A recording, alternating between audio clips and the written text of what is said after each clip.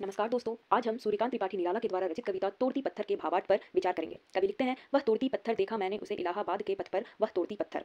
कोई न छायादार पेड़ वह जिसके तले बैठी हुई स्वीकार, श्याम तन भर बंधा यौवन नत नयन प्रिय कर्म रत मन, गुरु हथौड़ा हाथ करती बार बार प्रहार, सामने तरु मालिका अट्टालिका प्रकार। कवि कहते हैं कि उन्होंने इलाहाबाद के पथ पर एक श्रमिक महिला को पत्थर तोड़ते हुए देखा था। वह नारी तपती हुई धूप पर पत्थर तोड़ रही थी। जिस स्थान पर वह पत्थर तोड़ रही थी वहां कोई भी छायादार पेड़ नहीं था जिसकी छाया का वह आश्रय ले सकती थी। उसके शरीर का वर्ण श्यामल अर्थात सांवला था और वह पूरी तरह स्वस्थ प्रतीत हो रही थी।